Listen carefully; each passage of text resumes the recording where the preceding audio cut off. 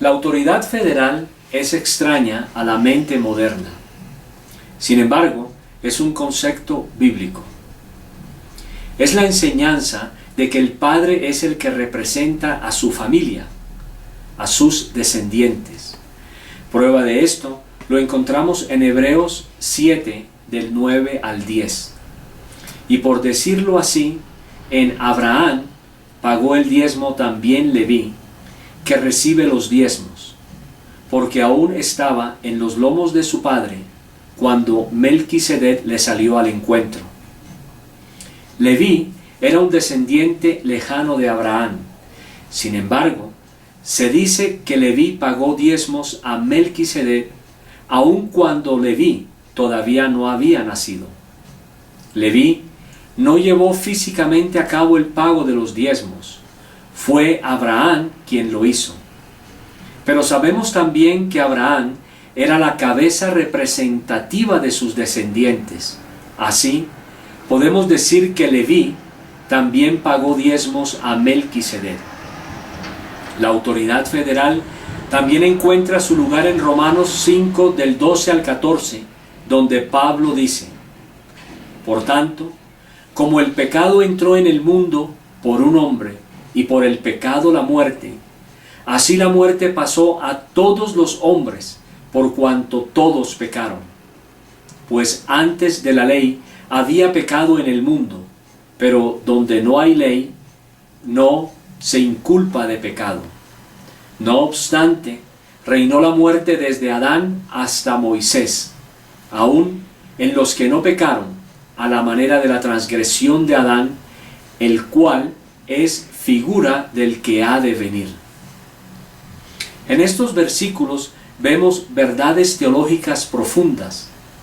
En el versículo 12, por cuanto todos pecaron, Pablo está usando lo que en griego se conoce como el aoristo indicativo.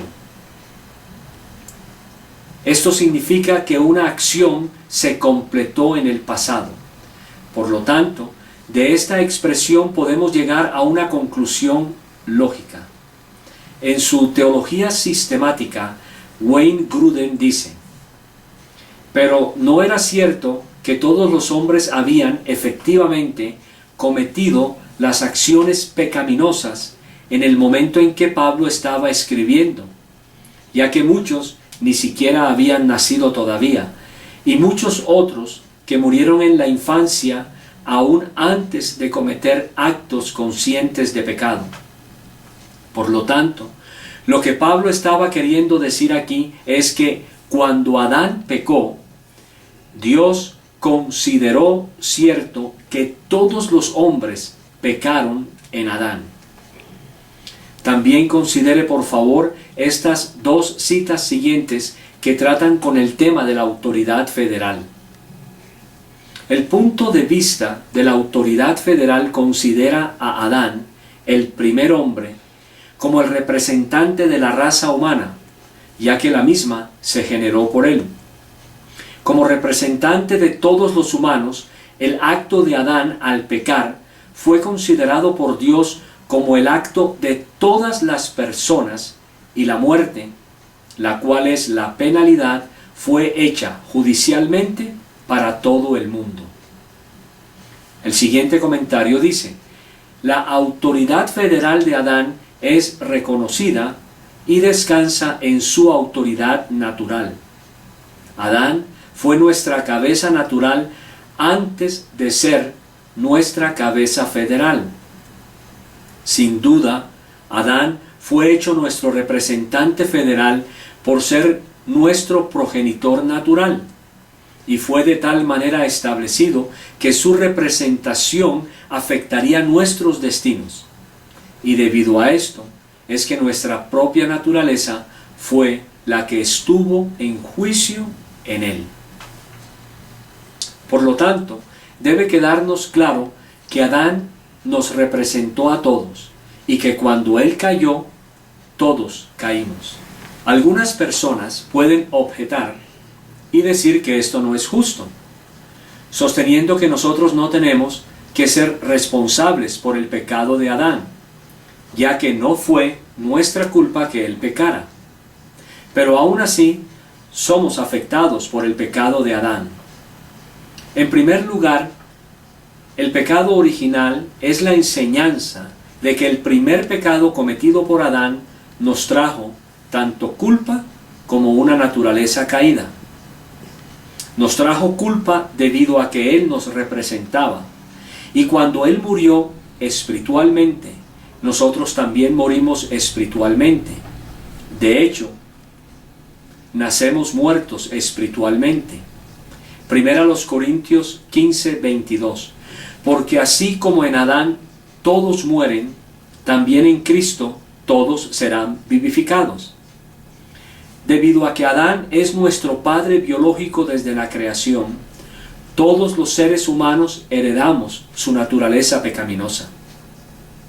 Finalmente, negar que Adán sea nuestro representante como autoridad federal conducirá lógica y necesariamente a negar también a Cristo, no solo como nuestro último Adán, sino también a negar su autoridad como nuestro representante en la cruz. Jesús representó a su pueblo. Primera los Corintios 15:45. Así también está escrito: fue hecho el primer hombre Adán alma viviente, el postrer Adán espíritu vivificante. El postrer o último Adán es una referencia a Jesús, debido a la relación similar que existe entre ambos. Esto es, tanto Adán como Jesús son cabezas representativas. Por favor, considere la siguiente cita bíblica. Primera los Corintios 15:22. Porque así como en Adán todos mueren, también en Cristo todos serán vivificados. Esto nos enseña que Adán y Cristo son cabezas de dos grupos diferentes. Note que dice que en Adán todos mueren y en Cristo todos serán vivificados, refiriéndose a nuestra posición con relación a ambos. Si Adán no representa a la humanidad, entonces Jesús no podría representar a los cristianos cuando Él murió en la cruz. Como el resultado de la ofensa de Adán fue la condenación para todas las personas, así también el sacrificio de Jesús resulta en justificación para todos aquellos que creen en Él.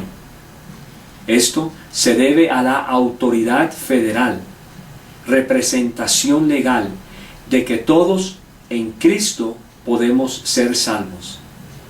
Así como el pecado de Adán fue imputado a nosotros debido a la caída, de la misma forma nuestro pecado fue imputado a Jesús en la cruz.